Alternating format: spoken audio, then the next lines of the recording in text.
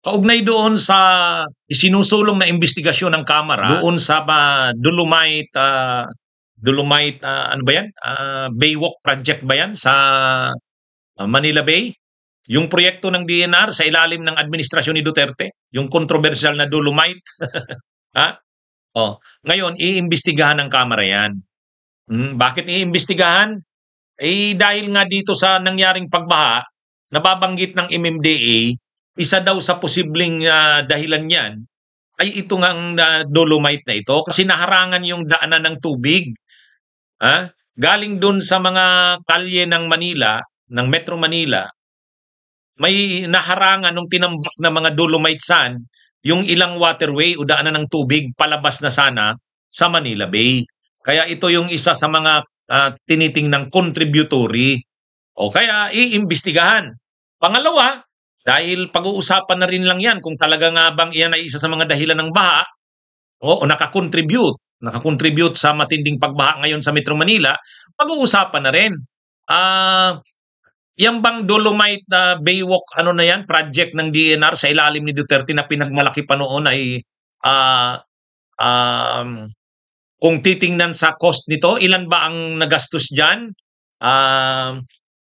Ano ba? Worth ba yung nagastos na yan? Yan ba ay magandang proyekto talaga na dapat i-maintain, ipagtuloy? Ano ba ang naging impact niyan sa kapaligiran ng Manila Bay at ng Metro Manila? Yan ba talaga ay magandang proyekto?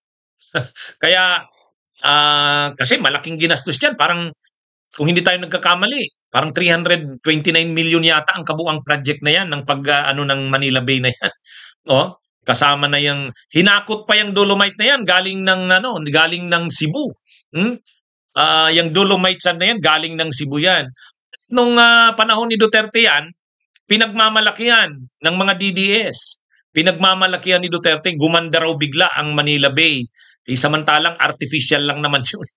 Tinambak mo yung artificial na sand para gumanda yung pero pag may baha, pag may bagyo, natatambak yung lahat ng dumi doon. Lilinisin na naman, may maintain na naman. At ito nga, ang lumalabas nga ngayon, sabi ng MMDA, posibleng ito ay isa sa mga nakakontribute ng pagbaha kasi hindi freely nakalabas yung tubig palabas ng Manila Bay galing sa mga kalye ng Manila, malapit yan sa Dolomite Baywalk na yan. Kaya iimbestigahan. Ay ngayon, ang reaksyon ni Sara Duterte, tinatarget na naman daw ang mga Duterte. Ginagawa na naman daw yung investigasyon na yan para mapahiya ang Duterte. Para mapahiya daw. Hindi raw sila magtataka, sabi ni Sara, kung lahat na lang halos ng problema, lahat na lang halos ng ginawa ng administrasyon ng kanyang ama ay imbestigahan. Hindi daw siya magtataka noon. At hindi raw siya magtataka kung iuugnay na naman yung programa na yan sa war on drugs. Alam nyo, yung mga comment na yan ni Sara Duterte, hindi talaga marunong ang Duterte, hindi talaga kumikilala ang mga Duterte sa usapin ng public accountability. Yung pananagutan sa bayan, kung iniimbestigahan man yan, proyekto na yan, hindi naman ibig sabihin tinatarget ang Duterte dyan. Tinitingnan lang talaga kung yan nga ba talaga ay epektibong programa na dapat ipagpatuloy at kasi may maintenance pa yan, ginagastusan pa yan. Yan ba talaga ay cost ng pagbaha? Valid naman na tanong yun eh. Yung observation ng MMDA na parang nakaka-contribute yan sa pagbaha, valid yan kasi ang tindi ng baha ngayon sa Metro Manila. So kung yan nga talaga ay nag-contribute sa baha, kailangang ayusin yan. So ngayon, kung lumitaw sa investigasyon na yan nga ay nakakontribute sa baha, na yan ay hindi ganun ka-effective na proyekto sa kung ikukumpara sa napakalaking ilang daang milyon na amount na involved dyan, ngayon, hindi ibig sabihin niya na sinisiraan ng Duterte. hindi ibig sabihin niya na sinisiraan ng Duterte. Kaya mali na naman ang pasok ni Sara. Parang ang punto ni Sara, wag nang imbestigahan ang mga ginawa ng administrasyon ng kanyang ama. Si Pinoy hindi umatras sa mga ganyan. Pinatawag pa nga si Pinoy sa Kamara ba yun o sa Senado? Sinama niya pa si Butch Abad. Sinama niya pa si Ochoa. hindi umaatras. O, kasi bahagi yan ng pananagutan. Ah, um, kaya ewan natin kung ano na naman dito ang ano. Kaya ito kasing mga Duterte, akala nila, 'di ba, na ano kasi nila ang Davao, kaharian nila 'yan eh. Walang nakikialam sa kanila. Walang nag-iimbestiga sa kanila. Ano man ang gawin nila, okay na 'yan, walang question 'yan. O naging presidente sila.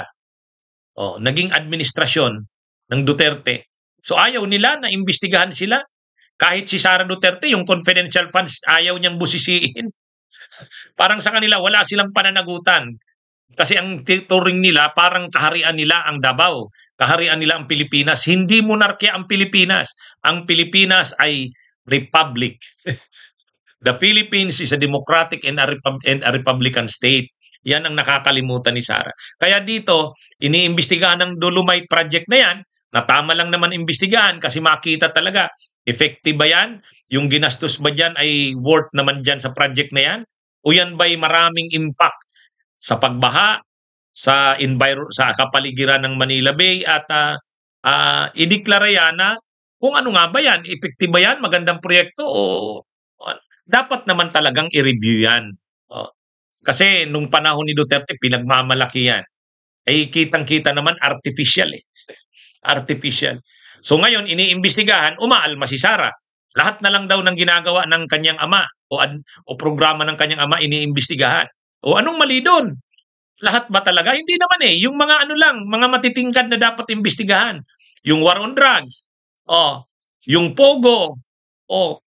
Yung confidential funds mo, Sara. Yun lang naman ang mga iniimbestigahan eh. At yung Dolomite, iniimbestigahan dahil nga sa nagiging epekto ngayon sa pagbaha, tinitingnan kung yan nga ba talaga may epekto sa pagbaha sa Manila. Na tama lang naman. Ay itong si Sara, anong gusto niya? Huwag busisiin ang mga ginawa nila kahit may nakikitang anomalya. Bahagi talaga yan ng pagpapanagot. Kung ayaw nila na iniimbestigahan, huwag silang pumasok sa gobyerno. Huwag silang pumasok sa gobyerno. Anong gusto nila? Papasok sa gobyerno tapos wala silang pananagutan? Yan lang. Bunyog, bunyog, halikan na kasama ka. Bunyog, kapag buklod ay may pag-asa. Luzon, Visayas, Mindanao, isa ang pananaw. Sa bagong Pilipinas ang bunyog isisigaw.